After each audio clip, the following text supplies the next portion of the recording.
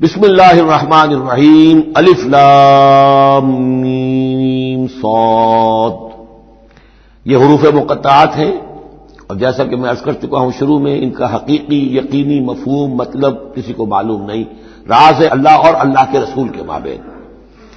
البتہ یہ نوٹ کر لیجئے یہاں چار ہیں، اس سے پہلے دو الف لام میم سورہ بقرہ سورہ آل عمران، یہاں الف لام میم صاد ہے۔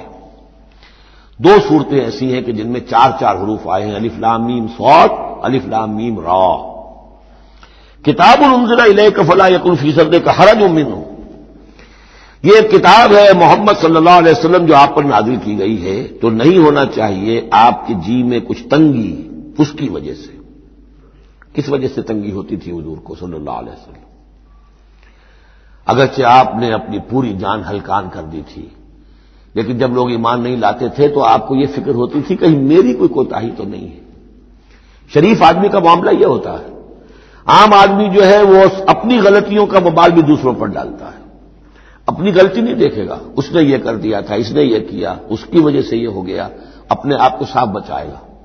لیکن شریف انسان جو ہے وہ ہمیشہ دیکھتا ہے میری خطا کیا ہے، کہیں میری غلطی تو نہیں، کوئی میری کوتاہی تو نہیں، اور اس کا ایک بوجھ ہے دل کے اوپر، یہ لوگ ایمان نہیں لا رہے، کہیں میری طرف سے کوئی کمی رہ گئی ہے، کوئی کوتاہی ہے۔ کتاب انزل الیک فلا یکن فی صدرک حرج منہ، اس کی وجہ سے آپ کے اوپر کوئی تنگی نہیں ہونی چاہیے۔ لتنذر بہ وذکریٰ للمؤمنین، یہ تو اس لیے ہے کہ آپ اس کے ذریعے سے آپ خبردار کر، تنذر بہ، وہی لفظ آ گیا جو سورہ نام میں تھا، اوحی الی ھذا القرآن لانذرکم بہ ومن بلغ وذکریٰ للمؤمنین، اور یاد دہانی ہے اہل ایمان کے لیے جن کی جو فطرتیں ہیں وہ سلیم ہیں، ابھی ان کے اندر پوٹینشلی وہ ایمان موجود ہے، اس ایمان کو ڈورمنٹ کو وہ ایکٹیویٹ کر کے یاد دہانی، جیسے کہ آپ کو کوئی چیز بھول گئی تھی، اس کی کوئی نشانی دیکھی فوراً وہ شے یاد آ گئی، اس طریقے سے اللہ تعالیٰ نے اس کتاب کی آیات کو ذکرہ بنا دیا ہے۔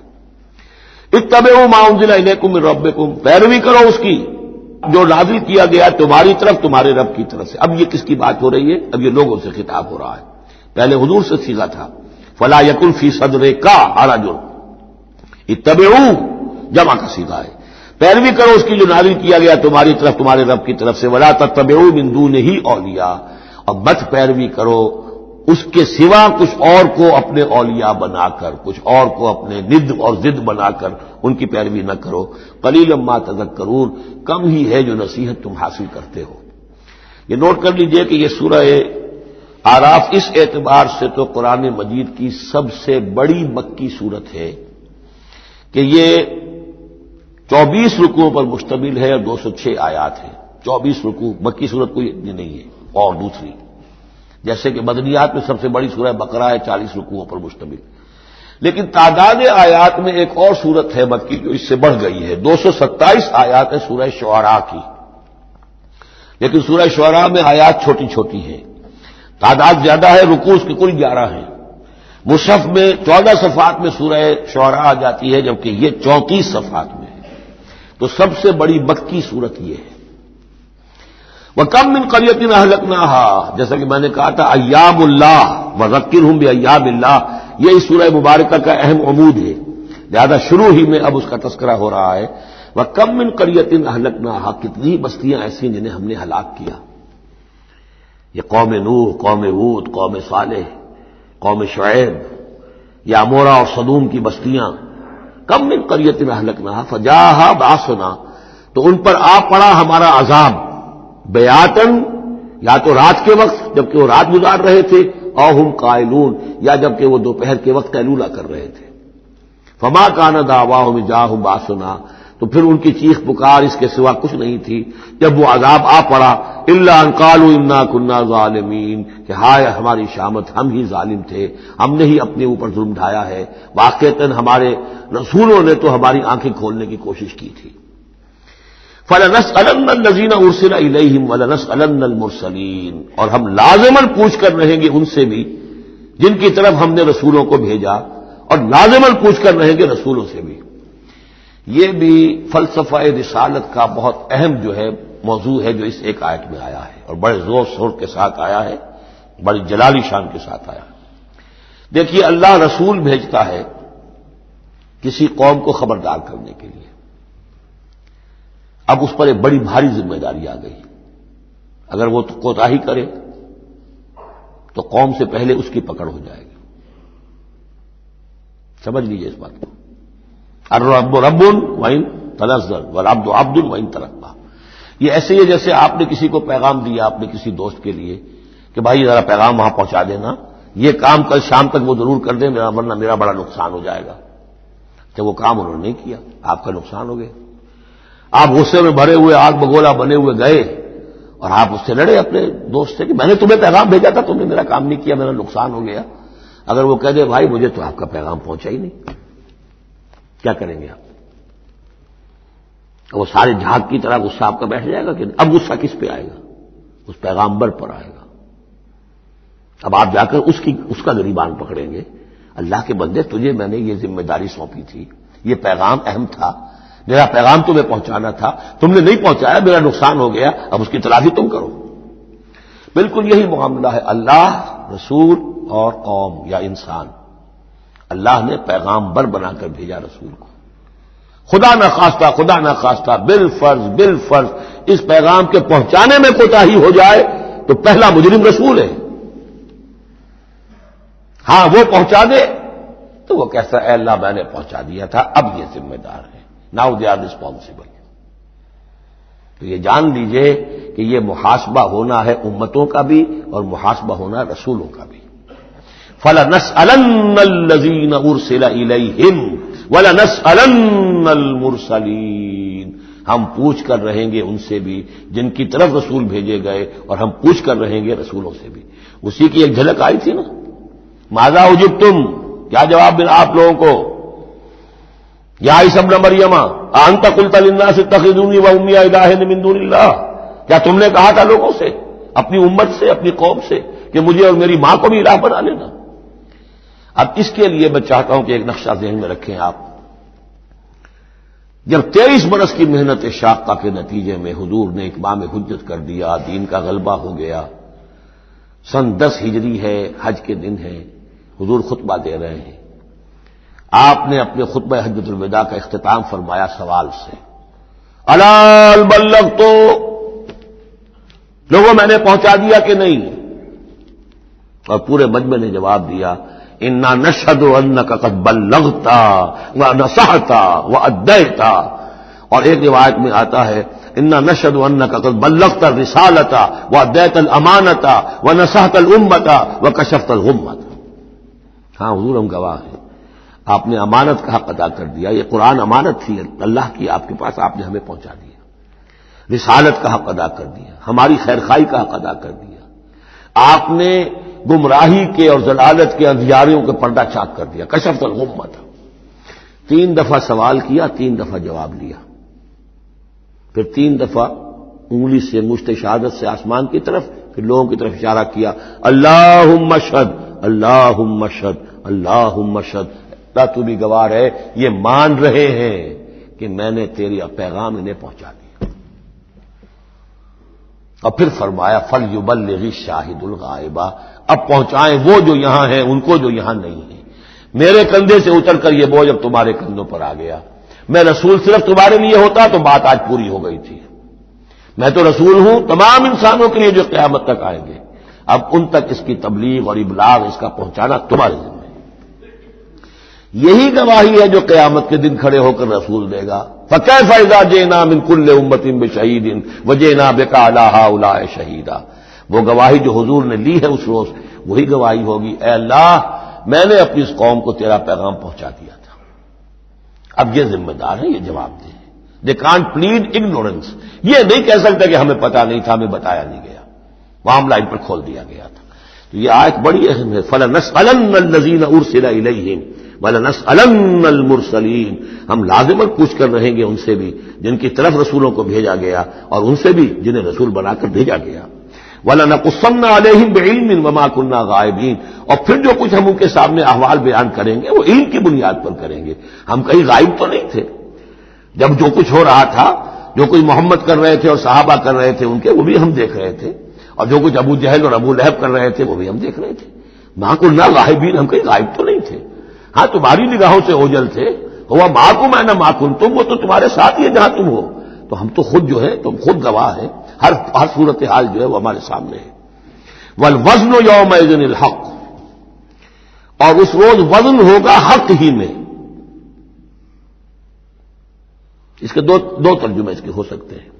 حق ہی میں وزن ہوگا اور وزن ہی فیصلہ کن ہوگا. یعنی یہ کہ اللہ کی کوئی ترازو ایسی ہوگی، ایک تو ترازو دو پارٹوں والی ہوتی ہے. ایک ترازو آپ کو معلوم ہے کہ وہ سپرنگ بیلنس جو ہوتا ہے، جس شے میں وزن ہو اسی سے تو سپرنگ جو ہے نیچے جائے گا نا. باطل کاموں میں وزن ہی نہیں ہے، ریاکاری کی نیکیوں میں کوئی وزن ہی نہیں ہے، وہ سرے سے خالی ہے، وہ پادر ہوا ہے، ان کی کوئی حیثیت ہی نہیں.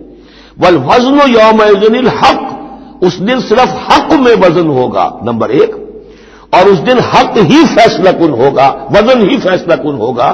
یعنی جو اگر دو پلڑوں والا ہے تو جس کا پلڑا نیکیوں کا بھاری ہے بس اس کے لیے نجات ہے. فمن ثقلت موازینہ، تو جن کے پلڑے بھاری ہوں گے، فاولئک هم المفلحون، تو وہ ہوں گے فلاح پانے والے. ومن خفت موازینہ، اور جس کا پلڑا جو ہے، جن کے موازین جو ہیں وہ ہلکے ہوئے، فاولئک الذین خسروا انفسهم بما كانوا بآیاتنا یظلمون، تو یہ وہ لوگ ہوں گے جنہوں نے اپنے آپ کو ہلاک کر لیا بسبب اس کے کہ وہ ہماری آیات پر ظلم کرتے رہے. وَلَقَدْ مَكَّنَّاكُمْ، جتنی اہم وہ آیت تھی، فَلَنَسْأَلَنَّ الَّذِينَ أُرْسِلَ إِلَيْهِمْ وَلَنَسْأَلَنَّ الْمُرْسَلِينَ، اتنی ہی اہم اب یہ آیت ہے. وَلَقَدْ مَكَّنَّاكُمْ فِي الْأَرْضِ، اور دیکھو انسانوں، ہم نے تمہیں زمین میں تمکن عطا فرمایا. وَجَعَلْنَا لَكُمْ فِيهَا مَعَاشٍ، اور اس میں تمہارے لیے معاش کے سارے سامان رکھ دیے. جو ضرورتیں تمہارے جسم کی وہ یہیں سے پوری ہو رہی ہیں. تمہیں بڑا خطرہ پڑ گیا ہے کہ زمین کے جو خزانے ہیں ختم ہو رہے ہیں، خوراک کم ہو رہی ہے. دیکھو نا، ہم نے سمندر کے اندر سے کیا کیا خوراکیں نکال دی ہیں. اللہ کے خزانے ختم ہونے والے نہیں ہیں. ہم نے تمہارے لیے معاش کا پورا بندوبست رکھا ہوا ہے. قلیلا ما تشکرون، لیکن بہت کم ہے جو شکر تم کرتے ہو. اب یہ جو آخری آیت تھی اس کے حوالے سے دوسرے رکوع میں مضمون چل رہا ہے. وَلَقَدْ مَكَّنَّاكُمْ فِي الْأَرْضِ، فرمایا وَلَقَدْ خَلَقْنَاكُمْ ثُمَّ صَوَّرْنَاكُمْ ثُمَّ قُلْنَا لِلْمَلَائِكَةِ اسْجُدُوا لِآدَمَ فَسَجَدُوا إِلَّا إِبْلِيسَ. دیکھو ہم نے تمہیں بنایا، پھر تمہاری تصویر کشی کی، پھر ہم نے کہا فرشتوں سے جھک جاؤ آدم کے سامنے. اب یہ آیت پھر ان لوگوں کو سپورٹ دیتی ہے جو قرآن مجید میں جو ایوولوشن، کریشن جو ہے انسان کی، اس کے بارے میں یہ سمجھتے ہیں کہ قرآن مجید سے نظریہ ارتقاء کو تقویت حاصل ہوتی ہے. میں آپ کو بتا چکا ہوں اب تک جو چیزیں آئی ہیں کہ ایک جگہ پر آدم کی مثال دی گئی، مٹی سے بنایا، اس میں کہا کن فیکون، وہ اسپیشل کریشن کی تائید والی آیت ہے. لیکن یہ کہ کسی مقام پر آپ کو وہ ایوولوشن والی بات جو ہے وہ سامنے آتی ہے. اب یہاں جو بات آ رہی ہے وہ اس اعتبار سے بہت اہم ہے کہ پہلے جمع کا صیغہ ہے، لقد خلقناکم، ہم نے تمہیں پیدا کیا. معلوم ہوتا ہے کوئی اسپیشیز پہلے پیدا کی گئی، نسل پیدا کی گئی. ثم صورناکم، پھر تمہاری تصویر کشی کی ہے، فنیشنگ ٹچز دیے ہیں، تمہیں بنایا ہے، تمہارے نقش و نگار سنوارے ہیں. ثم قلنا للملائکۃ اسجدوا لآدم، پھر ہم نے حکم دیا فرشتوں کو کہ جھک جاؤ آدم کے سامنے. آدم تو ایک ہے لیکن یہاں صیغے آ رہے جمع کے. اور اسی کی تائید ہو گئی تھی ان اللہ اصطفیٰ آدم و نوحا وآل ابراہیم علی العالمین، آدم کو بھی چنا تھا. تو معلوم ہوتا ہے کہ ایک امکان ہے. باقی یہ چیز جیسے کہ میں نے عرض کیا تھا یہ تھیوریز ہیں، لیکن ان میں جہاں کہیں جس چیز کے لیے کوئی آتا ہے اشارہ اس کو ہمیں جان لینا چاہیے. باقی we have to keep it open. ابھی دیکھیں گے اللہ تعالیٰ، ہو سکتا ہے جب حقائق اور مزید واضح ہو جائیں تو قرآن مجید مزید مبرر ہو کر سامنے آ جائے گا. لیکن جس حد تک وہ اشارات اب بھی ہمیں مل رہے ہیں انہیں بھی سمجھ لینا چاہیے، نوٹ کر لینا چاہیے. وَلَقَدْ خَلَقْنَاكُمْ ثُمَّ صَوَّرْنَاكُمْ ثُمَّ قُلْنَا لِلْمَلَائِكَةِ اسْجُدُوا لِآدَمَ فَسَجَدُوا إِلَّا إِبْلِيسَ. اب یہ مضمون ہم پڑھ چکے ہیں. سجدہ کیا سب نے سوائے ابلیس کے. لم یکن من الساجدین، نہ ہوا وہ سجدہ کرنے والوں میں.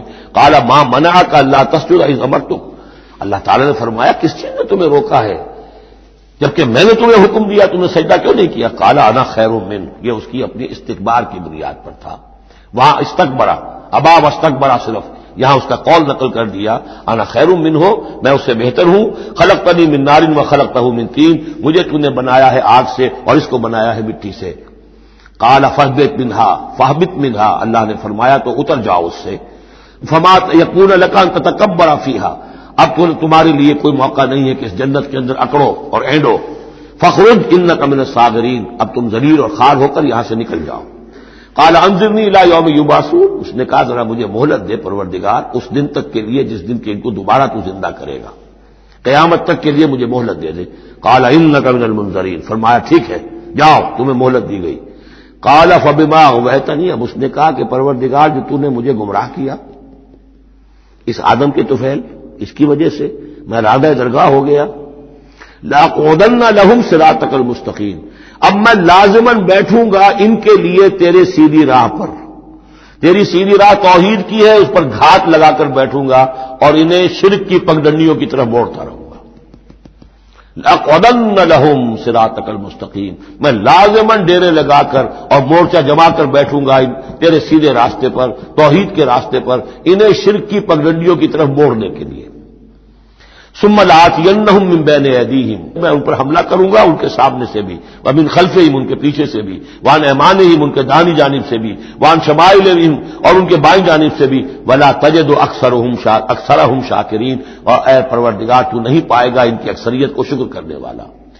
قال اخرج منہا مذموما مدحورا، اللہ نے فرمایا نکل جاؤ یہاں سے برے حال میں، خسیس حال میں اور مردود ہو کر، دھتکارے جا کر، لمن تبعک منہم، جو کوئی بھی ان میں سے تیری پیروی کرے گا، لأملأن جہنم منکم اجمعین، تو میں تم سب سے جہنم کو پر کر کے رہوں گا۔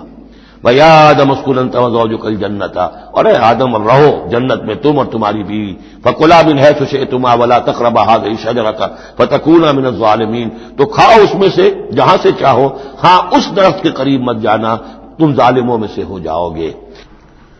فوسوس لهما الشيطان ليبدي لهما ما وري عنهما من سوآتهما وقال ما نهاكما ربكما عن هذه الشجرة إلا أن تكونا ملكين أو تكونا من الخالدين وقاسمهما إني لكما لمن الناصحين فدلاهما بغرور فلما ذاقا الشجرة بدت لهما سوآتهما وطفقا يخصفان عليهما من ورق الجنة وناداهما ربهما ألم أنهكما عن تلكما الشجرة وأقل لكما إن الشيطان لكما عدو مبين قالا ربنا ظلمنا أنفسنا وإن لم تغفر لنا وترحمنا لنكونن من الخاسرين صدق الله العظيم۔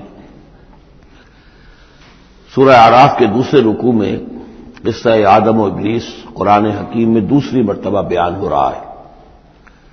اس سے پہلے یہ سورہ بقرہ میں اس کے چوتھے رکوع میں آ چکا ہے۔ البتہ آپ دیکھیں گے کہ اگرچہ یہ قصہ جو ہے قرآن مجید میں 7 مرتبہ آیا ہے، 6 مرتبہ مکی صورتوں میں اور 1 مرتبہ مدنی صورت میں، لیکن یہ کہ ہر جگہ کوئی نہ کوئی بات نئی ہے، اس لیے کہ جس دور سے بھی یہ تحریک جو ہے حضور کی دعوت کی گزر رہی تھی، اس دور کے حوالے سے کچھ چیزیں جو ہیں وہ ہر جگہ پر آپ کو مزید نمایاں ملیں گی۔ اب مثلاً اس رکوع کے شروع میں ہمیں وہ عظیم آیت ملی ہے کہ جس میں جمع کا صیغہ اختیار کیا گیا ہے، وَلَقَدْ خَلَقْنَاكُمْ ثُمَّ صَوَّرْنَاكُمْ ثُمَّ قُلْنَا لِلْمَلَائِكَةِ اسْجُدُوا لِآدَمَ فَسَجَدُوا إِلَّا إِبْلِيسَ، اس کے بارے میں پچھلی مرتبہ میں عرض کر چکا ہوں۔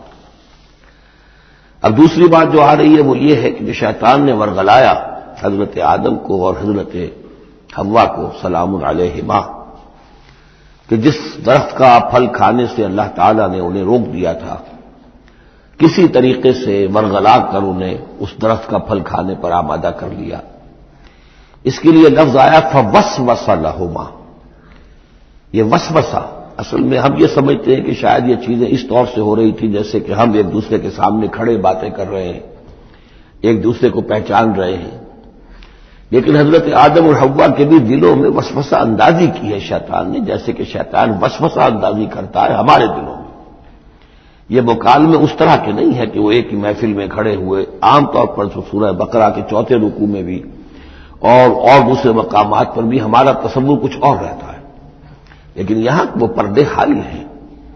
ابلیس جو ہے وہ یقیناً جو ہے جنات میں سے تھا، حضرت آدم علیہ السلام کے لیے اس وقت بھی وہ انویزیبل تھا، لہذا لفظ جو آیا ہے فوسوس لہما الشیطان، وسوسہ ان کے دلوں میں ڈالا۔ لیبدی لہما ما بوری عنہما من سوآتہما. اب یہاں خاص طور پر ایک بات آ رہی ہے، اس کو ہم متشابہات ہی میں شمار کریں گے. یہاں ایک خاص اثر ظاہر کیا جا رہا ہے کہ وہ شجر ممنوع تھا، اس کا پھل کھانے کا ایک نتیجہ برآمد ہوا، اور وہ یہ ہوا کہ حضرت آدم اور حوا پر ان کی شرمگاہیں جو ہیں وہ نمایاں ہو گئیں. یا تو ایسا ہے کہ پہلے انہیں شعور نہیں تھا، اب شعور پیدا ہو گیا، یا یہ کہ انہیں کوئی خاص لباس جنت کا حلہ اللہ تعالیٰ نے عطا کیا ہوا تھا، وہ لباس اتر گیا اس درخت کا پھل کھانے کے نتیجے میں. یہ چیزیں ایسی ہیں کہ جس سے یقیناً بہت سے لوگوں کو کچھ قیاس آرائیوں کا موقع ملا ہے. بعض لوگوں کے نزدیک یہ نیکی اور بدی کی تمیز کا درخت ہے اصل میں، کہ جس کو کھاتے ہی نیکی اور بدی کی تمیز پیدا ہو جاتی ہے. بعض حضرات کا خیال یہ ہے کہ یہ اصل میں پہلا سیکشول ایکٹ ہے آدم اور حوا کے مابین، جس کو اس سے تعبیر کیا گیا ہے. یہ مختلف آراء ہیں، مختلف جو ہیں اس میں قیاسات ہیں، لیکن صحیح بات شکل یہی ہے کہ اس کے ضمن میں ابھی ہمیں اس کو متشابہات ہی کے دائرے میں رکھ کر اور اس کے بارے میں کوئی قطعی اور حقیقی اور یقینی رائے جو ہے قائم کرنے کی کوشش نہیں کرنی چاہیے، تاکہ کہیں اور معلومات جو ہیں ہماری سائنس کے ذریعے سے اکتشافات اور معلومات کا دائرہ اور وسیع ہو جائے تو اس سے ہم پہنچ جائیں اس کی کنہ تک کہ وہ درخت کون سا تھا. لیکن یہاں ظاہر کیا گیا ہے کہ شیطان نے جو وسوسہ اندازی کی ان کے دلوں میں وہ یہ تھی، فوسوس لهما الشیطان لیبدی لهما ما بوری عنہما من سوآتہما وقال ما نہاکما ربکما عن هذه الشجرة. اور اس نے کہا، یہ وسوسہ اندازی کی کہ نہیں روکا ہے آپ دونوں کو آپ کے رب نے اس درخت سے، الا ان تکونا ملکین، مگر یہ کہ کہیں آپ نہ ہو جائیں فرشتے نہ بن جائیں، او تکونا من الخالدین، یا ہو جائیں آپ ہمیشہ ہمیش رہنے والے. اب اس میں سیدھی سی بات یہ ہے کہ فرشتوں کو تو جھکایا گیا حضرت آدم کے سامنے، تو فرشتہ بن جانا کون سی بہت بڑی بات تھی. لیکن یہ کہ انسان بسا اوقات اپنی اصل حقیقت کو، اصل مقام کو بھول جاتا ہے، نسیان ہو جاتا ہے، اور یہ بات گویا کہ شیطان کے وسوسہ اندازی سے ان کے ذہن میں پیدا ہوئی. یا یہ کہ آپ ہمیشہ ہمیش رہیں اور آپ پر موت طاری نہ ہو. وقاسمہما انی لکما لمن الناصحین، اور انہوں نے قسمیں کھا کھا کر اس نے یقین دلایا میں آپ کے لیے بہت ہی مخلص ہوں اور جو رائے دے رہا ہوں وہ بہت صحیح ہے. فدلاہما بغرور، تو دھوکہ دے کر انہیں، جس کو ہم کہتے ہیں مائل کر ہی لیا، شیشے میں اتار ہی لیا. فلما ذاق الشجرہ، تھا تو جب ان دونوں نے چکھ لیا اس درخت کے پھل کو، بدت لہما سوآتہما، ظاہر ہو گئی ان پر ان کی شرمگاہیں. واتفقا یخصفان علیہما من ورق الجنہ، اور وہ اب لگے درخت کے جو جنت کے پتوں کو گانٹھ کر اپنے لیے لباس بنانے کے لیے. تفقا یخصفان، گانٹھنے لگے، جوڑنے لگے کہ جو جنت کے پتے تھے ان کو سی کر آپس میں اپنی ستر پوشی کریں اور اپنی شرمگاہوں کو ڈھانپیں. وناداہما ربہما، اور اب پکارا انہیں ان کے پروردگار نے، الم انہکما، کیا میں نے منع نہیں کیا تھا تمہیں، ان تلکما الشجرۃ، اس درخت سے، واقل لکما، اور میں نے کیا کہا نہیں تھا تم سے، ان الشیطان لکما عدو مبین، کہ شیطان تم دونوں کے لیے بڑا کھلا دشمن ہے. قالا ربنا ظلمنا انفسنا، تو ان دونوں نے کہا کہ اے رب ہمارے، ہم نے اپنے اوپر ظلم کیا، زیادتی کی، ہم اپنی غلطی کا اعتراف کرتے ہیں. وَإِن لَّمْ تَغْفِرْ لَنَا وَتَرْحَمْنَا لَنَكُونَنَّ مِنَ الْخَاسِرِينَ، اور اگر تو نے ہمیں معاف نہ فرما دیا اور ہم پر رحم نہ فرمایا تو ہم تو تباہ ہونے والوں میں ہو جائیں گے.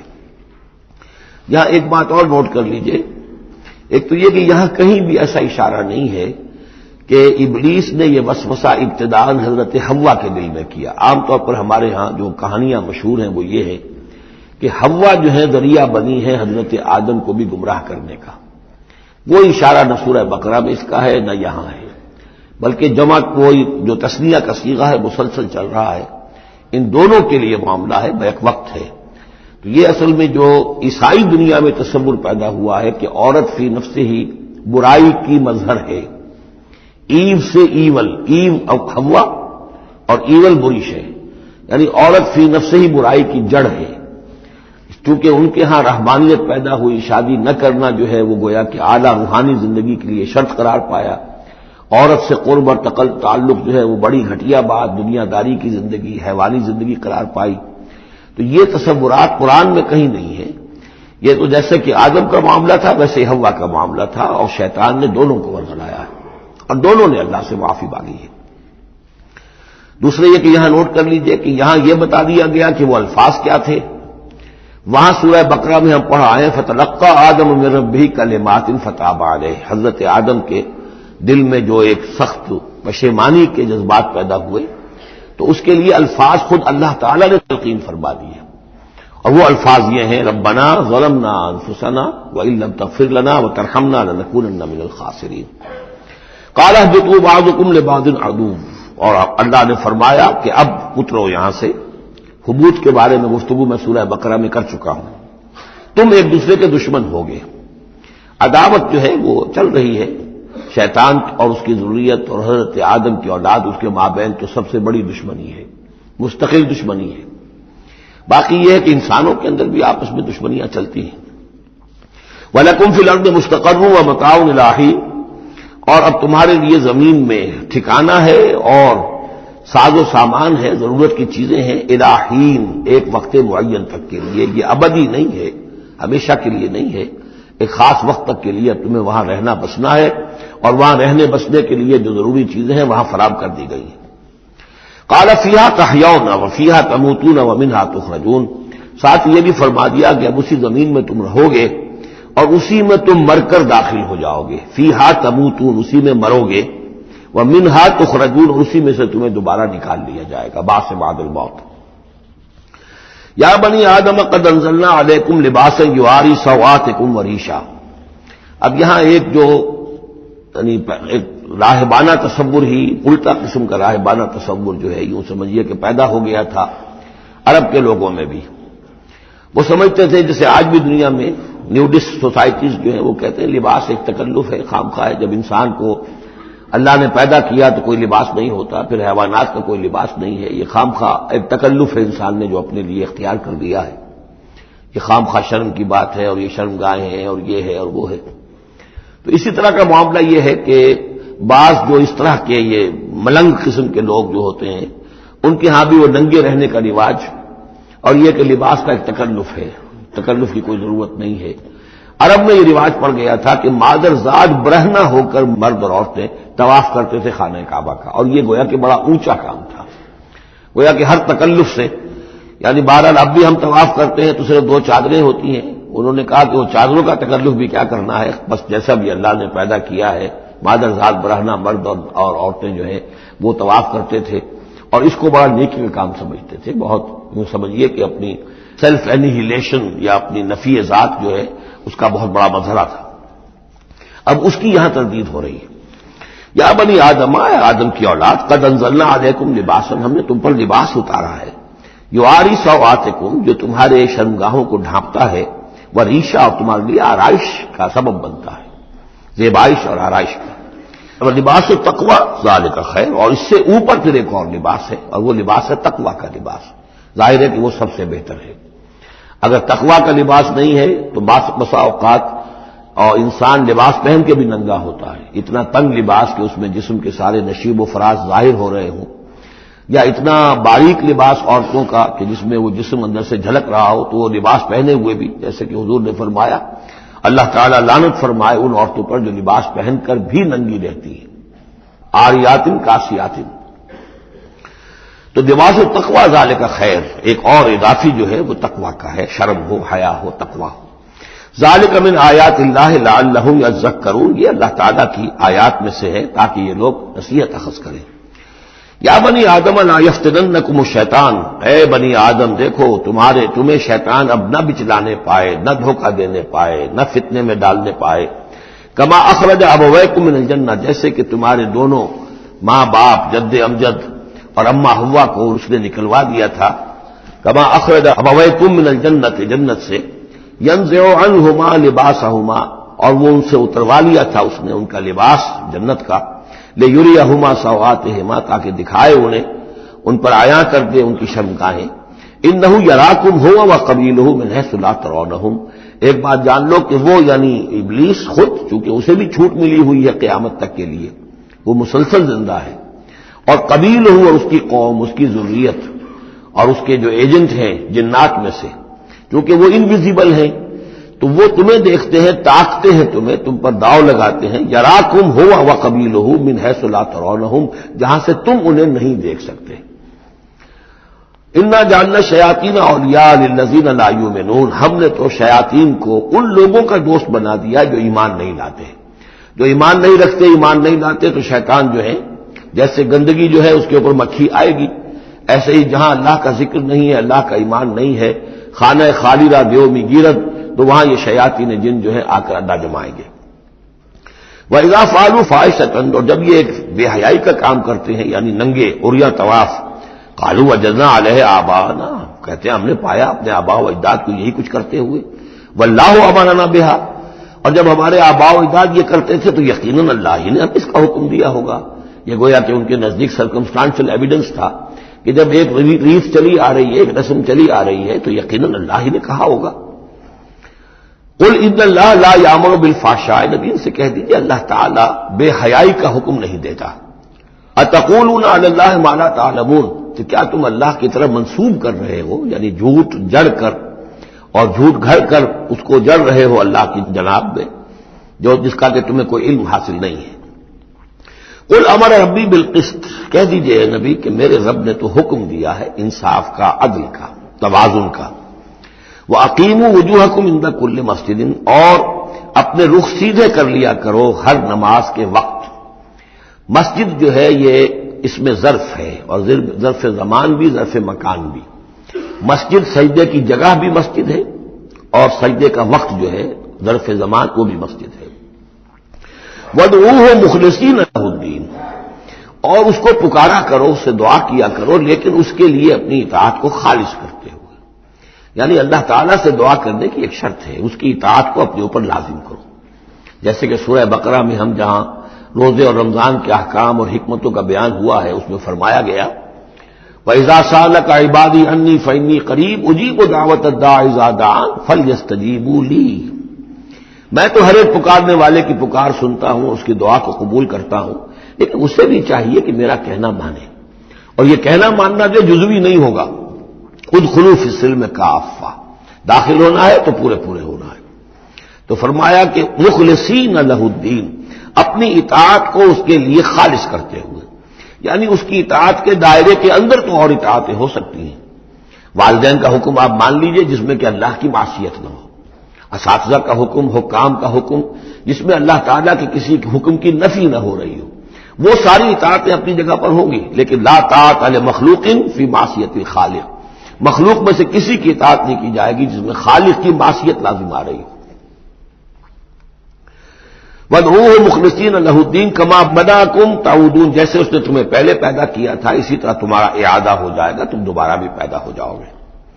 فَرِيقًا هَدَىٰ، ایک گروہ وہ ہے کہ جس کو اللہ نے ہدایت دے دی ہے، وَفَرِيقًا حَقَّ عَلَيْهِمُ الضَّلَالَةُ، اور ایک گروہ وہ ہے کہ جس کے اوپر گمراہی مسلط ہو چکی ہے، جس کے حق میں گمراہی ثابت ہو چکی ہے، یعنی ان کی روش کی وجہ سے، ان کی ضد، ان کی ہٹ دھرمی، ان کے تعصب، ان کے حسد، ان کے تکبر کی وجہ سے اب وہ مستحق ہو چکے ہیں۔ حق علیہم الضلالہ انہم اتخذوا الشیاطین اولیاء، اور یہ اس لیے کہ انہوں نے شیطانوں کو اپنا رفیق اور ساتھی بنایا من دون اللہ، اللہ کو چھوڑ کر، ویحسبون انہم مہتدون، اور سمجھتے یہ ہیں کہ ہم بہت ہدایت پر ہیں، سیدھے راہ پر ہیں۔ یا بنی آدم خذوا زینتکم عند کل مسجد، دوبارہ پھر اے آدم کی اولاد اپنی زینت لے لیا کرو، خذوا زینتکم یعنی لباس جو ہے جس کو کہا گیا عیشا تمہارے لیے آرائش ہے، یہ تمہاری لیے زینت ہے، اللہ نے اتارا ہے اپنی آرائش کا سامان، اور یہ کہ نماز کے لیے جب انسان آئے تو اچھا لباس پہن کر آئے۔ ہمارے ہاں عام طور پر الٹی روش چلتی ہے، دفتر جا رہے ہیں تو بہت اچھا لباس ہے، مسجد جا رہے ہیں تو وہ چاہے میلے کپڑے پہن کے چلے گئے، لیکن یہاں اللہ تعالیٰ فرما رہا ہے یہ نہیں، میرے پاس آتے ہو، میرے دربار میں آتے ہو تو اچھا لباس پہن کر آؤ۔ یا بنی آدم خذوا زینتکم عند کل مسجد وکلوا واشربوا ولا تسرفوا، اور کھاؤ پیو اور اسراف نہ کرو۔ جو کچھ چیزیں ہم نے بنائی ہیں وہ بہرحال اس لیے بنائی ہیں کہ بنی آدم جو ہے ان کی خوراک کے کام آئے، جو اچھی چیزیں ہیں۔ انہ لا یحب المسرفین، ہاں وہ اسراف کرنے والوں کو پسند نہیں کرتا، ضائع کرنا، ضرورت سے زیادہ خرچ کرنا، یہ چیزیں جو ہیں یہ اللہ تعالیٰ کو پسند نہیں ہیں۔ اب یہاں پھر اسی رہبانیت کی نفی ہو رہی ہے کہ جس میں سمجھا یہ جاتا ہے کہ اچھا کھانا پینا ہی برا ہے، کاہے کو پہنا جائے۔ بہت موٹا جھوٹا ہی کھانا چاہیے. اچھے کھانے پینے کا مطلب تو یہ کہ نس پرستی ہو رہی ہے. اچھا پہننا جو ہے کیا ضروری ہے؟ موٹا جھوٹا پہن کے گزارا ہو جائے گا. اس معاملے میں سمجھ لیجئے کہ دو حالات میں صورت مختلف ہو جاتی ہے. اگر تو دین اللہ کا مغلوب ہے تو پہلا فرض آپ کا یہ ہے کہ اللہ کے دین کے غلبے کی جد و جہد کریں، بیشتر وقت بیشتر صلاحیتیں اس میں لگائیں. ظاہر بات ہے اچھا کھا ہی نہیں سکتے، اچھا پہن ہی نہیں سکتے، یہ اس کا منطقی نتیجہ ہو جائے گا. یہ اس لیے نہیں کہ رہبانیت کی وجہ سے نہیں کر رہے، اس وجہ سے کہ ممکن ہی نہیں. آپ اپنے اسی وقت کو لگائیں گے زیادہ کمائی کے لیے، محنت کریں گے دنیا کے لیے، زیادہ کمائیں گے تو اچھا کھائیں گے، اچھا پہنیں گے. آپ نے تو اپنا وقت جو ہے وہ لگا دیا ہے اللہ کے دین کے لیے. اگر لگائیں گے نہیں تو دین غالب کیسے ہو جائے گا؟ خود بخود تو نہیں ہوگا، آسمان سے تو نہیں ٹپک پڑے گا دین. اللہ فرشتے تو نہیں بھیجے گا دین غالب کرنے کے لیے، غالب تو آپ کو کرنا ہے. لہذا اس صورت میں تو نیچرل یہ ہو جاتا ہے کہ پھر کم سے کم کرو، کم سے کم کرو، کم سے کم کرو، اپنے معیار زندگی کو اور نیچے لاؤ، اور نیچے لاؤ، اور نیچے لاؤ، تاکہ زیادہ سے زیادہ وقت، زیادہ سے زیادہ اپنی صلاحیتیں، زیادہ سے زیادہ اوقات، زیادہ سے زیادہ اپنے وسائل کو آپ فارغ کر سکیں اللہ کے دین کے لیے. لیکن اس حالت میں یہ جو ہوتا ہے یہ کسی رہبانیت کی وجہ سے نہیں ہے. جیسے کہ صحابہ کرام نے سختیاں جھیلی، بھوک برداشت کی، گھر بار چھوڑے، لیکن وہ کسی رہبانیت کے نظریے کے تحت نہیں تھے. وہ ایک مثبت جہادی نظریہ ہے، جد و جہد، انقلابی جد و جہد. اور اس انقلابی جد و جہد میں تو دنیا میں جو بھی کوئی آئی ہے پارٹی، ریولوشنری پارٹی، اسے یہ سختیاں جھیلنی پڑی ہیں، چاہے وہ کمیونسٹ ہو یا کوئی اور ہو. انقلاب تو اس کے بغیر آتا ہی نہیں ہے. البتہ اگر دین غالب ہو گیا، قائم ہے، اب گویا کہ جو ریاست ہے، اسلامی ریاست ہے، نظام خلافت ہے، اب آگے دین کو پھیلانا اور عام کرنا اور مزید اس کے غلبے کی جد و جہد کی توسیع جو ہے یہ ریاست کے ذمہ آ گئی. ریاست جو بھی اپنے شہریوں کے اوپر اس کے لیے بوجھ ڈالتی ہے، جو ٹیکس ڈالتی ہے، یا جو بھی والنٹیئرز مانگتی ہے، یہ لڑائی جو ہے ڈرافٹنگ کرتی ہے، وہ ٹھیک ہے. اس کو مطابق اگر اسے چاہیے 10,000 آدمی نکل آئے، باقی کی طرف سے یہ فرض کفایہ ادا ہو گیا. ریاست کے قائم ہونے کی شکل میں صورتحال بدل جاتی ہے. اب آپ اپنے گھر میں رہے، جو وقت آپ کے پاس ہے آپ اچھا کمائیں، اچھا کھائیں، اچھا پہنیں، کوئی حرج نہیں. آپ اپنے بچوں کو بھی اچھا کھلائیں، حلال سے کمائیں، اچھا کھلائیں. کوئی اسی طریقے سے کوئی آپ کو علمی کوئی آپ کا پرسوٹس ہیں، اکیڈیمک پرسوٹس ہیں، ان میں لگے. یا یہ کہ اگر آپ نوافل میں لگنا چاہتے ہیں، نفل پڑھیں اور اس کے ترقی جو ہے، اپنی روحانی ترقی جو ہے وہ تقرب بالنوافل کے ذریعے سے کرتے چلے جائیں. تو یہ تینوں راستے جو ہیں انسان کے لیے کھلے ہوں گے. کب؟ جبکہ دین غالب ہو. اس بنیادی بات کو بھی لوگوں نے سمجھا ہے، اس لیے وہ رہتے ہیں کنفیوژن میں. صاحب اولاد کا بھی حق ہے، صاحب بیویوں کا بھی حق ہے، اس کا بھی حق تو سب کا ہے. لیکن یہ کہ وہ جو صحابہ کرام کو یاد نہیں تھا کہ ان کے بھی حقوق ہیں، یا ان کا دین اور تھا، ہمارا دین اور ہے. کیا حضور کو پتہ نہیں تھا کہ میری ازواج مطہرات کے بھی دین ہے، ان کا بھی کیا بھی حق ہے؟ انہوں نے ذرا اپنے نفقے کے اندر اضافے کا مطالبہ کیا تو گویا کہ ایلا کا معاملہ کر دیا، گویا کہ طلاق کی دھمکی دے دی. یہ کیوں ہوا؟ کیا ان کے جو خاندان والے تھے ان کا حق نہیں تھا؟ ان کو وہ چھوڑ کر آ گئے مکے میں اور بھیڑیوں کے حوالے کر کے آ گئے، گویا کہ قریش کے سرداروں کے حوالے ان کے رحم و کرم پر چھوڑ کر آ گئے نا مدینے، جن کو ہجرت کا حکم ملا ہے. یہ ساری چیز دن میں یہ ہے دو شکلیں مختلف. ایک ہے دین مغلوب ہے تو پہلا فرض ہے یہ کہ دین کو غالب کرنے کی جد و جہد کرو، ایک جماعتی زندگی کے اندر منسلک ہو کر تن من دھن ان صلاتی و نسکی و مایایا و مماتی للہ رب العالمین. کم سے کم نکالو اپنے لیے، کم سے کم. اب ظاہر بات ہے اس میں تو پھر کم سے کم پر ہی گزارا کرنا ہوگا. صرف سبسسٹنس لیول جس کو کہا جائے، اپنے آپ کو برقرار رکھنے کے لیے، تاکہ جسم اور جان کا رشتہ تعلق جو ہے برقرار رہے، کام کر سکے آدمی. ہاں جب دین غالب ہو جائے اب مسئلہ بالکل مختلف ہو گیا ہے. اب ریاست ہے اور ریاست نے اپنی فوجیں بھی رکھی ہوئی ہیں، جو بھی ذرائع ہیں. ہاں جب بھی ضرورت ہوگی وہ شہریوں کو بلائے گی، اس وقت حاضر ہونا فرض ہو جائے گا. لیکن ورنہ عام حالات میں ریاست اس فرائض کو ادا کر رہی ہے. مزید توسیع دعوت دین کی اور غلبہ دین کی وہ ریاست کے ذمہ ہے، اسلامی ریاست ہے، نظام خلافت ہے. اب آپ جو ہے انڈیویجولز کی حیثیت سے اپنے کاروبار میں لگ جائیں، یا کوئی شخص اپنی روحانی ترقی میں لگ جائے، کوئی شخص یہ کہ دولت زیادہ سے زیادہ کمائے اور وہ اس کو ثواب کے کاموں میں صرف کرے. کوئی شخص جو ہے کسی سائنس میں، کسی اور شعبے میں اسے علمی دلچسپی ہو جائے، تحقیق کے کاموں میں، سارے راستے کھلے ہوں گے. اس صورت میں اچھا کھانا اچھا پہننا کوئی حرام شے نہیں، تو جبکہ رہبانیت اس حالت میں بھی اس کے لیے کوئی گنجائش نہیں چھوڑتی، تو یہاں اس کی نفی کی جا رہی اس رہبانیت کے نظریے کی۔ قل من حرم زینت اللہ التی اخرج لعبادہ، کہیے ان سے پوچھئے کس نے حرام کی ہے وہ زینت جو اللہ نے نکالی ہے اپنے بندوں کے لیے، والطیبات من الرزق، اور کس نے حرام کیے ہیں پاکیزہ کھانے کی چیزیں۔ قل ہی للذین آمنوا فی الحیات الدنیا، کہہ دیجئے یہ تمام چیزیں دنیا کی زندگی میں بھی اللہ تعالیٰ نے تو اہل ایمان ہی کے لیے بنائی ہیں، خالصۃ یوم القیامہ، ہاں دنیا میں وہ کفار کو بھی دے رہا ہے، تم بھی کھا پی لو برت لو یہاں پہ جو کچھ کرنا ہے، اس لیے کہ آخرت میں تمہارا کوئی حصہ نہیں ہے، البتہ آخرت میں جا کر یہ تمام اچھی چیزیں خالصتاً یوم القیامہ، قیامت کے دن تو یہ خالصتاً جو ہے اللہ کے اہل ایمان بندوں کے لیے ہو جائیں گی، پھر کافر کو کوئی شے نہیں ملے گی۔ کذالک نفصل الآیات، اس طرح ہم اپنی آیات کی وضاحت کرتے ہیں لقوم یعلمون، ان لوگوں کے لیے جو علم رکھتے ہو یا جو علم حقیقی حاصل کرنا چاہیں۔ قل انما حرم ربی الفواحش ما ظہر منها وما بطن، کہہ دیجئے کہ میرے رب نے تو حرام قرار دیا ہے بے حیائی کی باتوں کو، خواہ وہ اعلانیہ ہو اور خواہ چھپی ہوئی ہو، بے حیائی خواہ چھپی ہوئی ہو، وہ بھی اللہ تعالیٰ کو پسند نہیں ہے، وہ بھی حرام ہے۔ والاسم، اور گناہ کو حرام کیا ہے، والبغی، اور ناحق زیادتی کرنا کسی دوسرے پر بغیر الحق، وان تشرکوا باللہ ما لم ينزل بہ سلطانہ، اور اس کو حرام ٹھہرایا ہے کہ تم اللہ کے ساتھ شریک ٹھہراؤ کسی ایسی چیز کو جس کے لیے اس نے کوئی سند نہیں اتاری ہے، وان تقولوا علی اللہ ما لا تعلمون، اور حرام قرار دیا اس بات کو کہ تم اللہ کی طرف منسوب کرو وہ چیزیں کہ جو تم نہیں جانتے، جس کے لیے تمہارے پاس کوئی علم نہیں ہے۔ وَلِكُلِّ أُمَّةٍ أَجَلٌ، ہر قوم کے لیے، ہر امت کے لیے ایک وقت معین ہے، یعنی جب بھی کبھی کوئی رسول ہم بھیجتے رہے ہیں تو ایک مدت ہوتی ہے، اس وقت تک اس کو مہلت ہوتی ہے قوم کو کہ وہ رسول کی دعوت سے استفادہ کر لے اور اپنے دلوں کو، اپنے باطن کو منور کر لے، صحیح راستے پر آ جائے، اس سے پہلے عذاب نہیں آئے گا۔ خواہ یہ کہ اہل ایمان تو چاہیں جو جھٹپٹ عذاب آئے، اس لیے کہ بہرحال مسلمان اہل ایمان وہ بھی انسان ہوتے تھے، چکی کے دو پاٹوں کے درمیان پس رہے تھے تو کبھی کبھی خیال آ جاتا تھا کہ اب اللہ تعالیٰ کیوں انہیں اتنی ڈھیل دے رہا ہے، یا ابو جہل کو اتنی ڈھیل کیوں دے دی ہے کہ اس نے حضرت سمیہ رضی اللہ تعالیٰ عنہ کے ساتھ یہ سلوک کیا، ابو جہل کو کیوں اتنی ڈھیل دے دی ہے کہ اس نے حضرت یاسر کو شہید کر دیا رضی اللہ تعالیٰ عنہ۔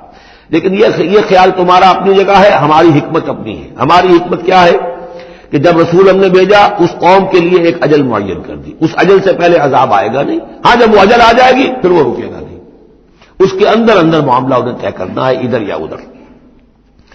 وَلِكُلِّ أُمَّةٍ أَجَلٌ، یہ ہم پڑھ چکے سورہ نام میں کہ اگر میرے پاس ہوتی وہ شے، میرے اختیار میں ہوتی کہ جو تم جلدی مچا رہے ہو، تو کبھی کا میرا اور تمہارے درمیان قصہ جو ہے چکایا جا چکا ہوتا۔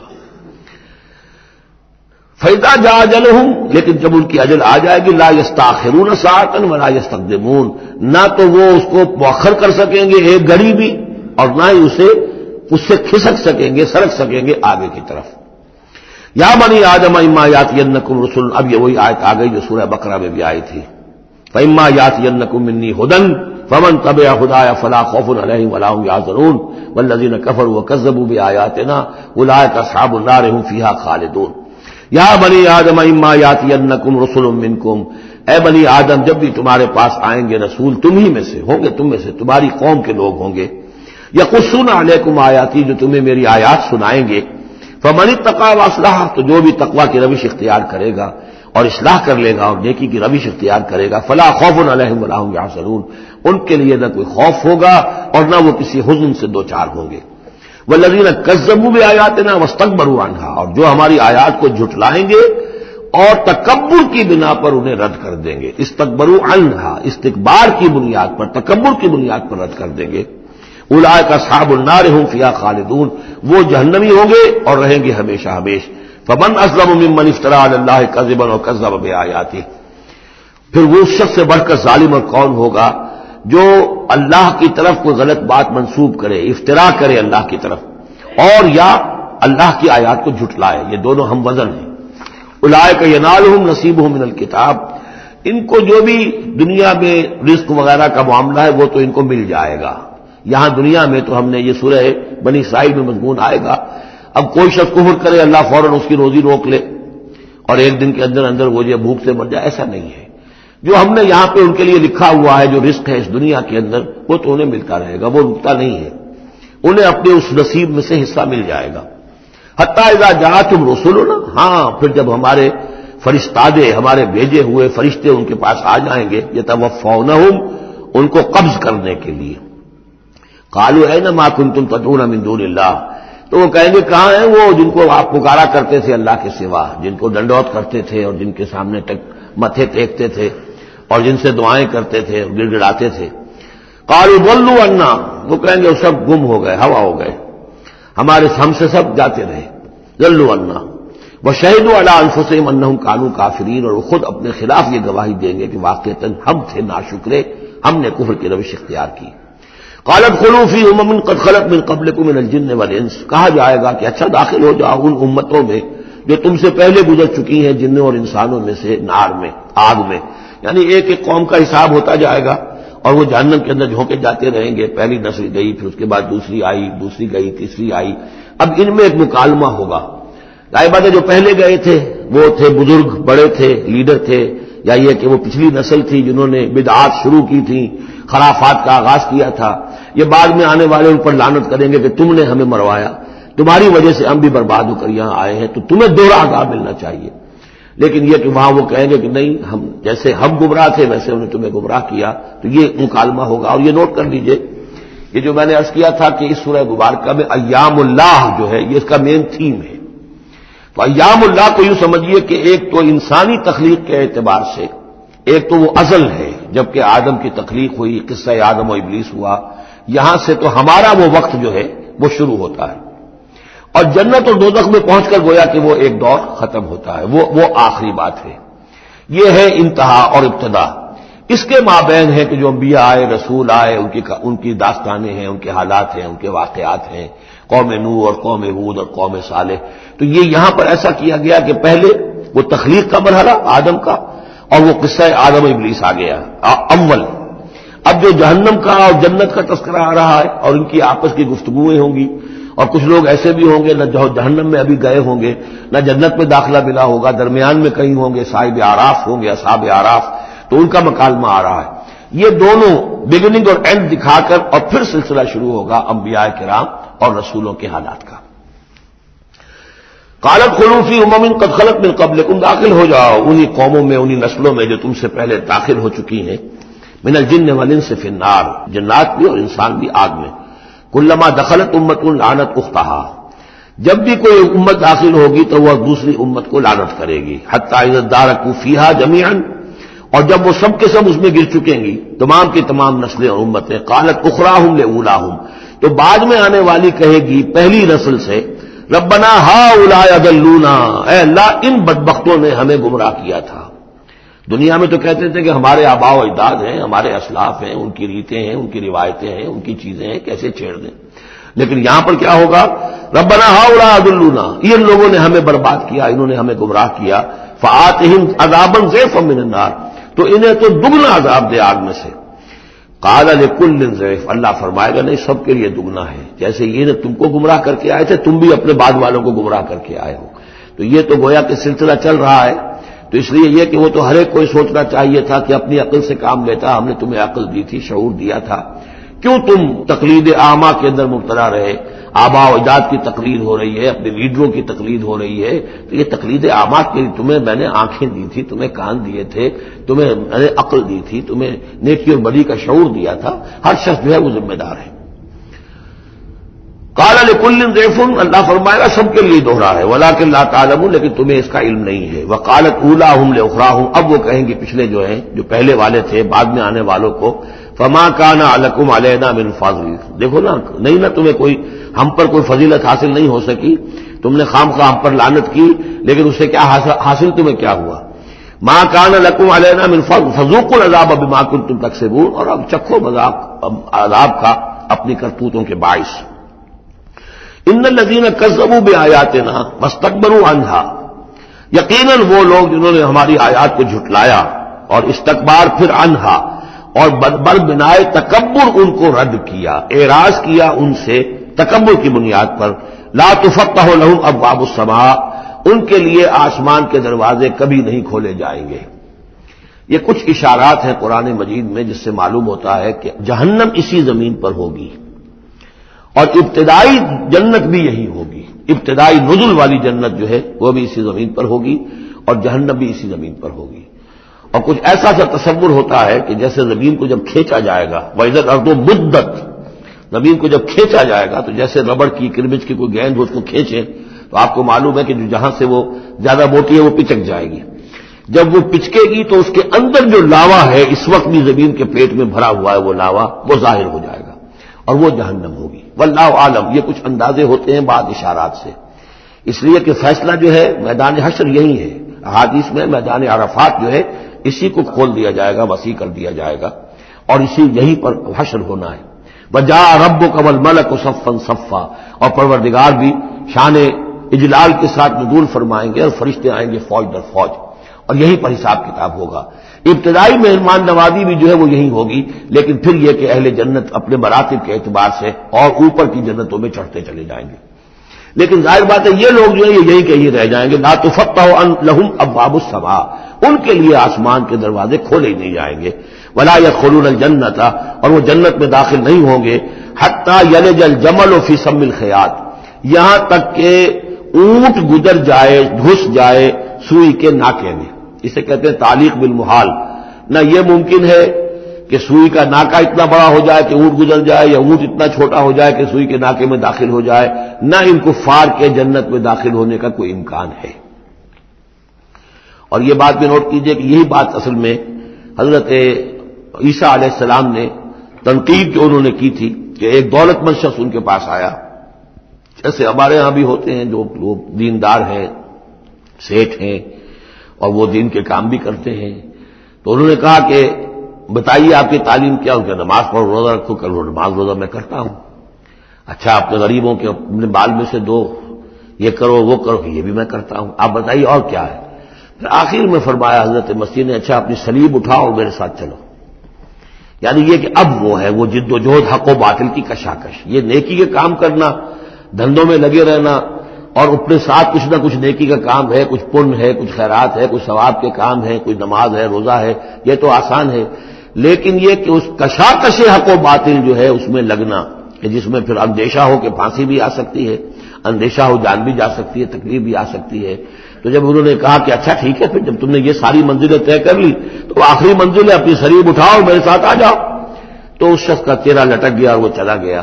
تو حضرت مسیح نے فرمایا کہ اونٹ کا سوئی کے ناکے میں سے گزرنا ممکن ہے، کسی دولت مند شخص کا اللہ کی بادشاہت میں داخل ہونا ممکن نہیں ہے.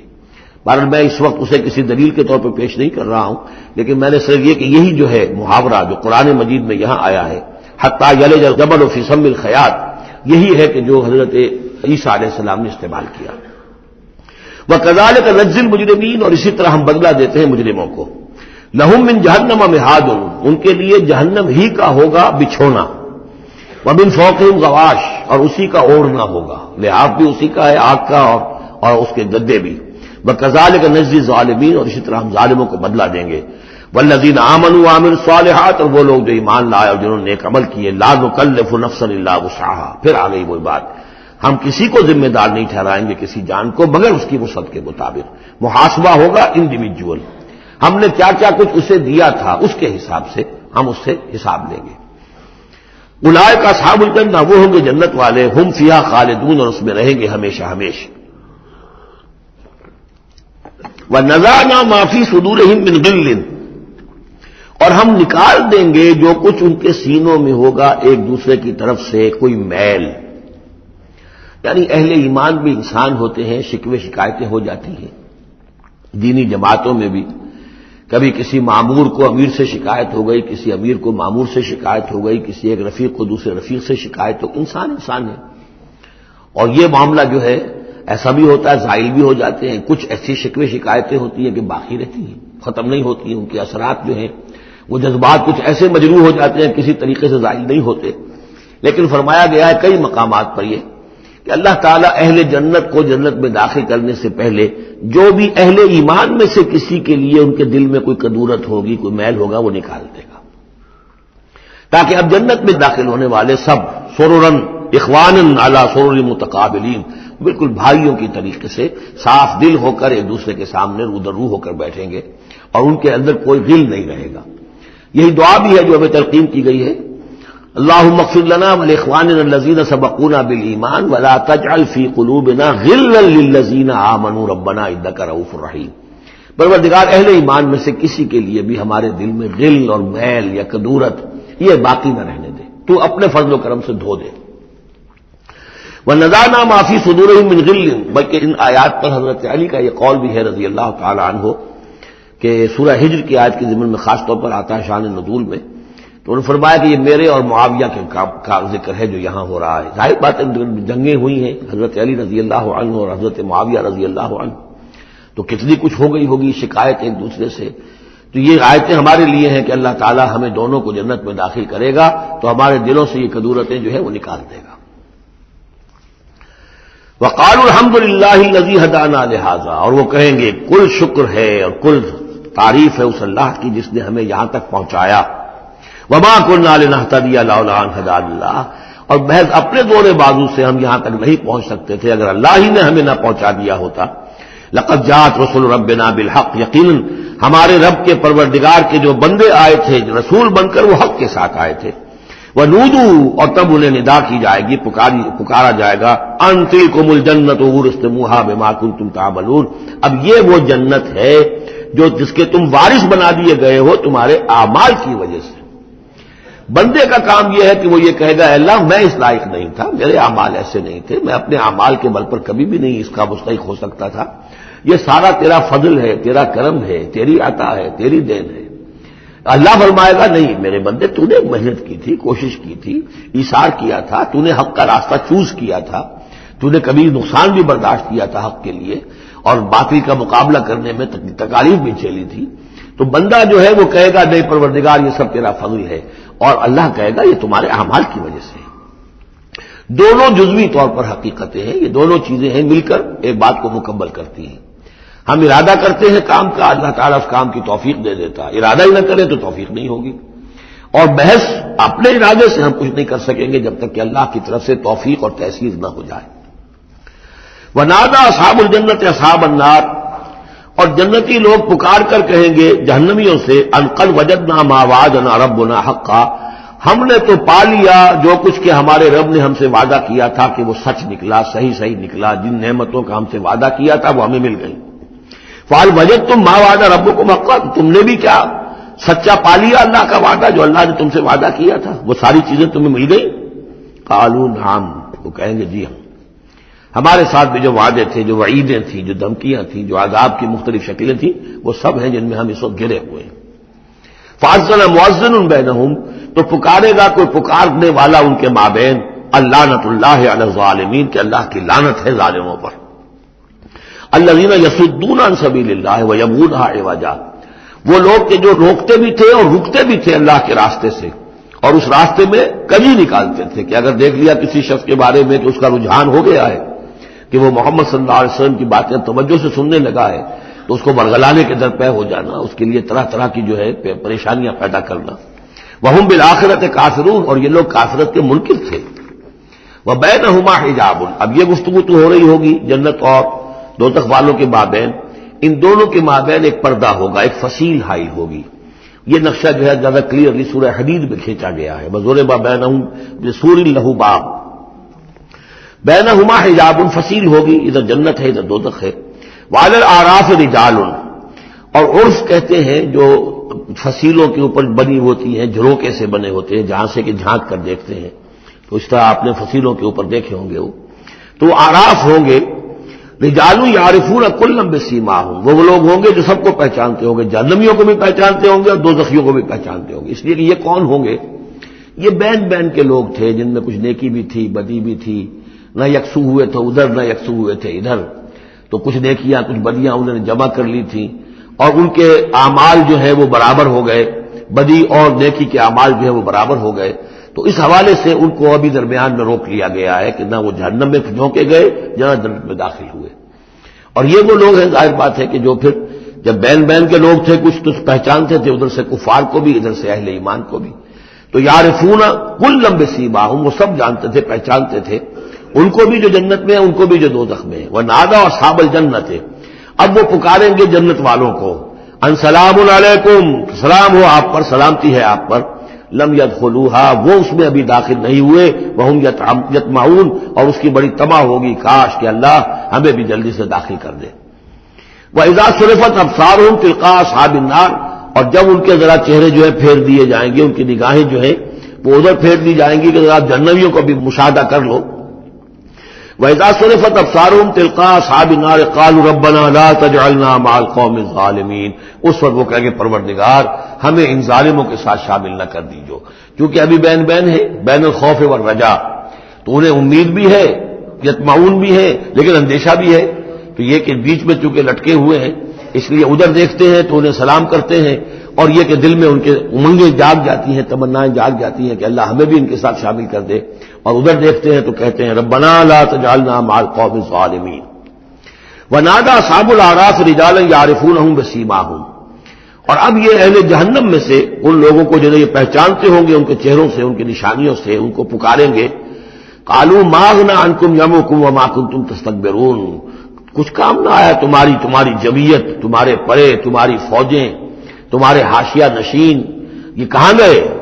اور جو کچھ تم تکبر کیا کرتے تھے، اکرتے تھے، ابو جہل کیا بنا تیرا، اور اے ولید بن مغیرہ تیرا کیا ہوا؟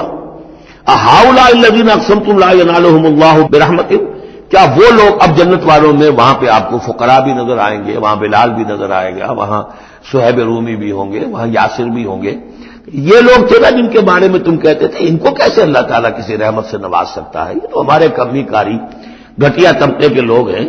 اللہ نے ہمیں دولت دی ہے، حیثیت دی ہے، وجاہت دی ہے، ہمیں طاقت دی ہے، عزت دی ہے، یہ جو لوگ ہیں گرے پڑے، ان کو اللہ تعالیٰ کیسے نواز دے گا؟ تو وہ کہیں گے اس وقت ان کا جو رنج اور غم ہے اس کو بڑھانے کے لیے، اہؤلاء الذین اقسمتم لا ینالهم اللہ برحمۃ وادخلوا الجنۃ لا خوف علیکم ولا انتم تحزنون، ان سے تو کہہ دیا گیا داخل ہو جاؤ جنت کے اندر، نہ تم پر کوئی خوف ہے اور نہ تم کسی حزن سے دوچار ہوگے. ونادى اصحاب النار اصحاب الجنہ، اور اب پکاریں گے جہنم والے جنت والوں کو، ان افیضوا علینا من الماء، کہ کچھ تو بہا دو ہماری طرف پانی جو اللہ نے تمہیں دے رکھا ہے، او مما رزقکم اللہ، جو کچھ اللہ نے تمہیں رزق دیا ہے، کچھ وہاں سے ہماری طرف بھی، اے خاص برندان چمن کچھ تو ادھر بھی.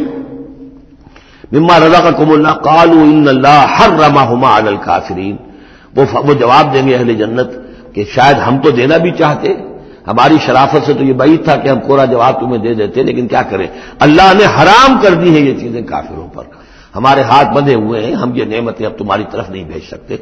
ان اللہ حرمہما علی الکافرین، انہیں حرام کر دیا ہے اس پانی کو بھی اور یہ جو بھی ہمیں رزق اللہ نے نوازا ہے. الذین اتخذوا دینہم لہوا ولعبا، وہ لوگ کہ جنہوں نے اپنے دین کو کھیل کود بنا لیا، تماشا اور دل بہلانے کا اور ہنسی اور ٹھٹا بنا دیا ہے. وغرتہم الحیات الدنیا، اور انہیں دنیا کی زندگی نے دھوکے میں مبتلا کر دیا ہے.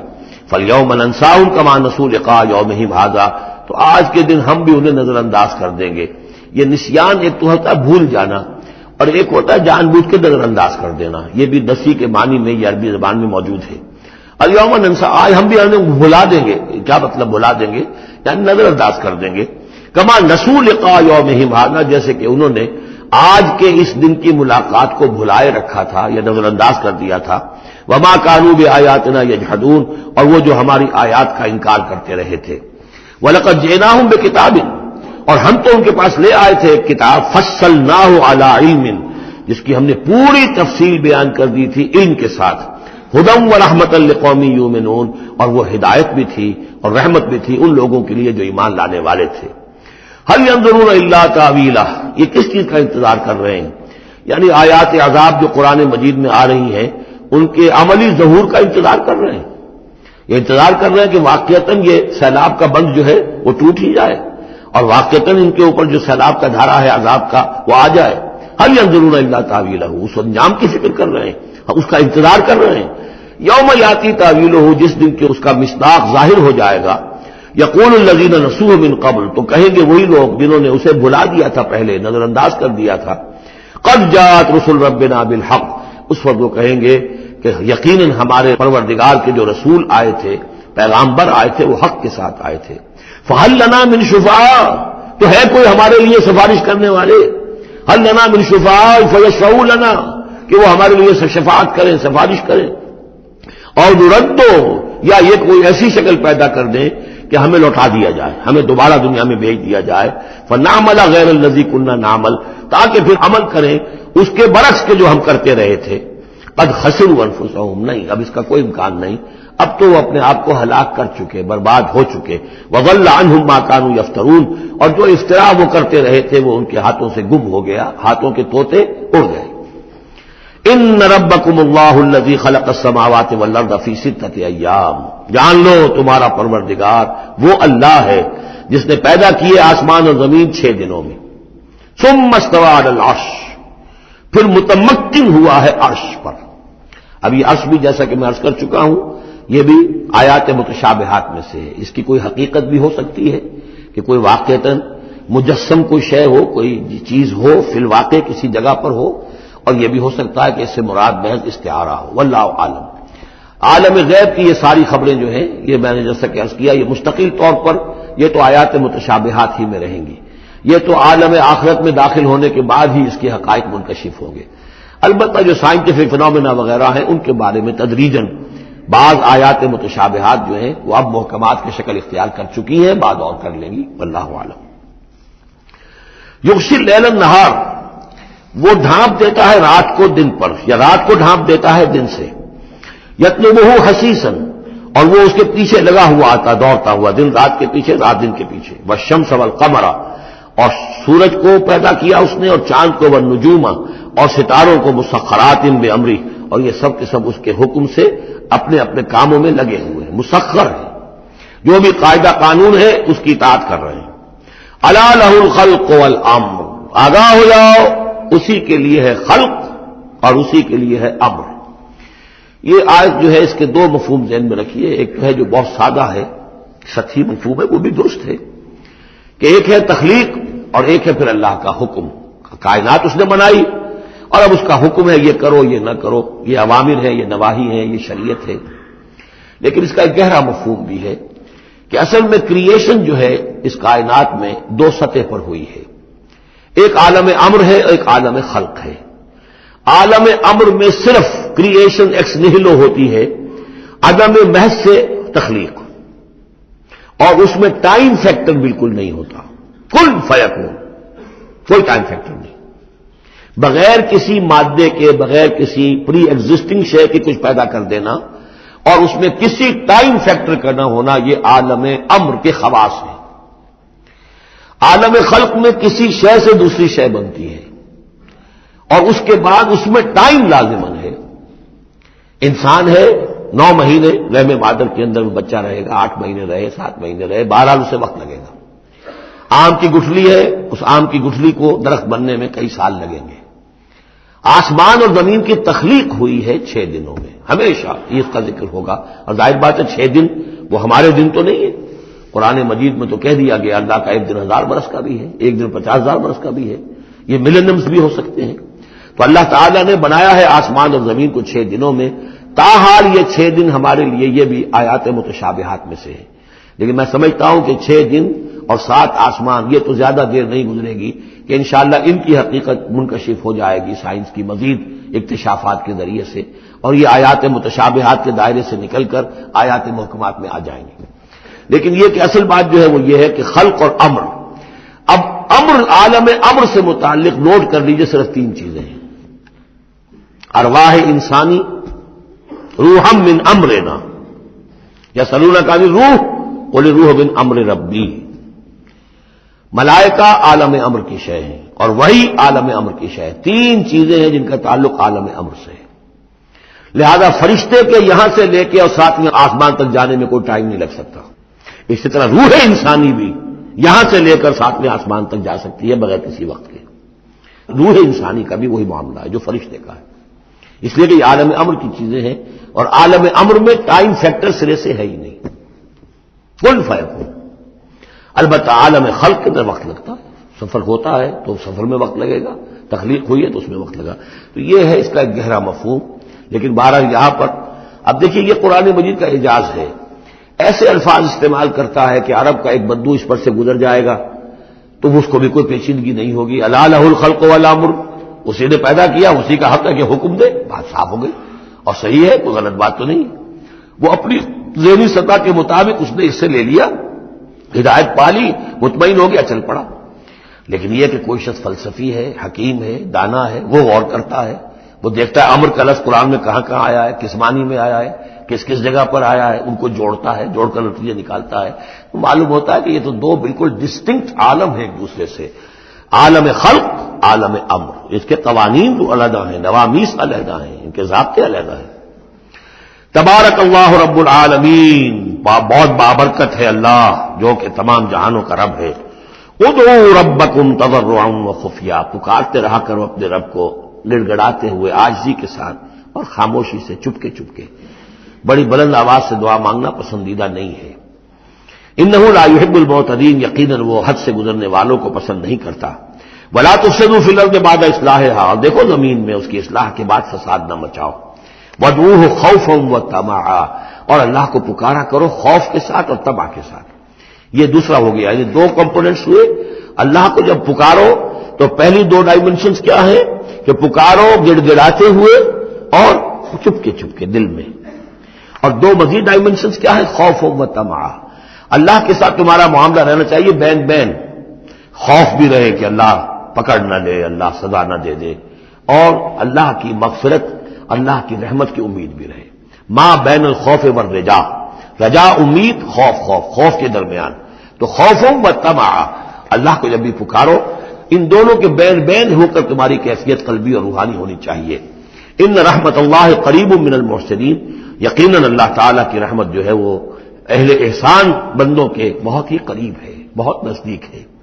وَهُوَ الَّذِي يُرْسِلُ الرِّيَاحَ بُشْرًا بَيْنَ يَدَيْ رَحْمَتِهِ، اور وہی ہے جو بھیجتا ہے ہوائیں بشارت دیتی ہوئی اس کی رحمت کے آگے آگے.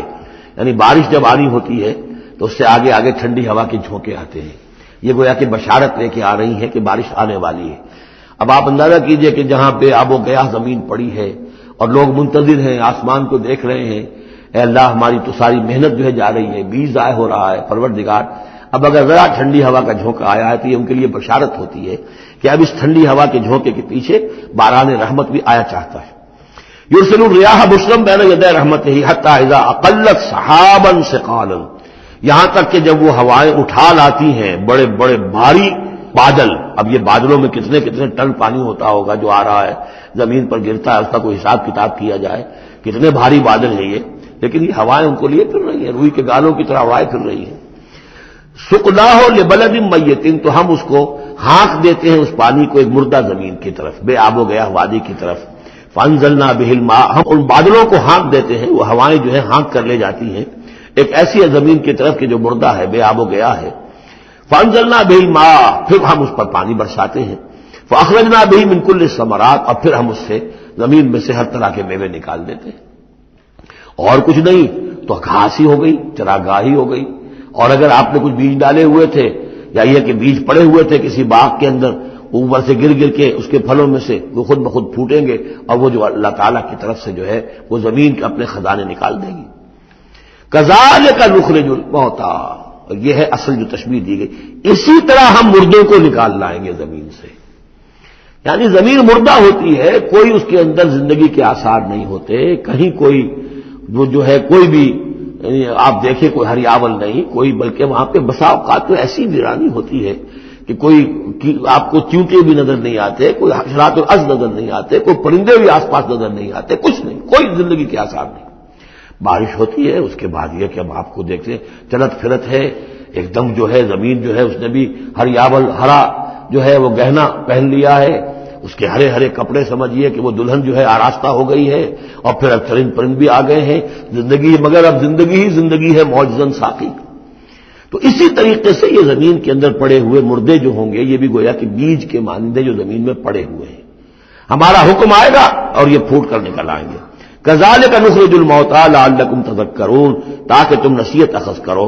والبلد الطیب یخرج نباتہ باذن ربہ، اور جو اچھی زمین ہوتی ہے زرخیز وہ اپنے رب کے حکم سے اپنا سبزہ نکالتی ہے، اس میں سے نکلتی ہے پیداوار. والذی خبث، اور زمین ایسی بھی ہوتی ہے کہ جس میں روئیدگی ہے ہی نہیں، زرخیزی ہے ہی نہیں. جو خراب زمین ہے لا یخرج الا نکدا، وہ کچھ نہیں نکالتی مگر کوئی ناقص سی چیز نکال دے گی، جھاڑ جھکاڑ کچھ ہو جائیں گے.